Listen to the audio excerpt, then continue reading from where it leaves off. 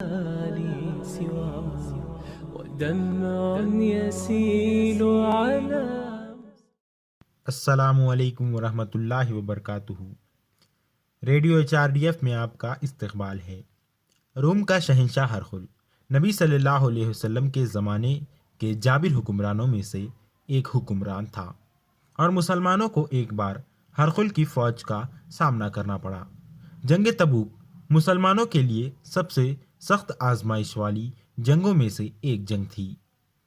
دشمن کا لشکر بہت ہی بڑا تھا، اور نبی صلی اللہ علیہ وسلم کو اسی کے مطابق تیاری کرنی تھی۔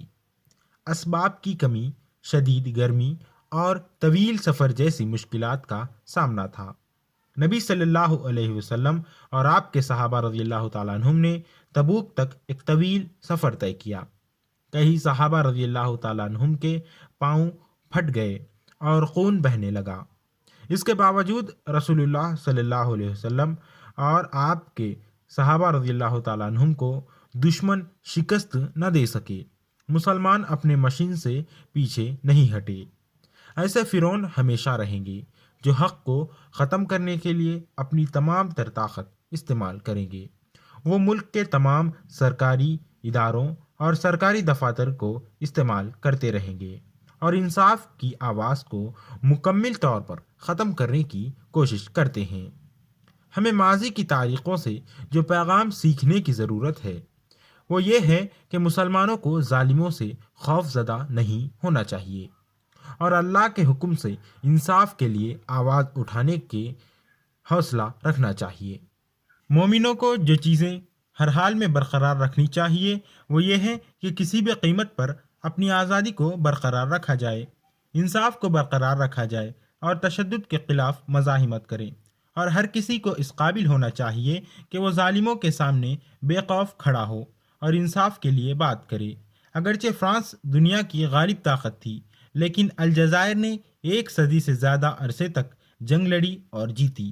بنی اسرائیل مصری تاریخ کے سب سے طاقتور فرعون سے لڑے اور بالآخر کامیاب ہوئے۔ پیغمبر اسلام صلی اللہ علیہ وسلم نے روم کے شہنشاہ ہرقل کی فوج کو بھگا دیا، جو اس وقت دنیا کی عظیم ترین سلطنتوں میں ایک تھی۔ سورج غروب نہ ہونے والی برطانوی سلطنت کو ہندوستان کے علماء اور عام لوگوں نے بھگا دیا۔ نسل پرستی، استحصال اور تشدد اور ناانصافی کے خاتمے کے لیے ان کی کوششیں رائیگاں نہیں گئی۔ پرعزم اقدام، کسی بھی بحران پر قابو پانے کی طاقت، مایوسی کے بغیر امید کی انتھک محنت، یہ سب انہی کی کامیابی کی طرف لے کر گئی ہے۔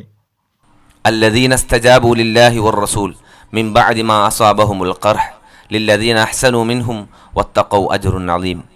جن لوگوں نے اللہ اور رسول کے حکم کو قبول کیا باوجود اس کے کہ وہ زخموں سے چور تھے، ان میں سے جنہوں نے نیکی کی اور پرہیزگاری برتی، ان کے لیے بہت زیادہ اجر ہے۔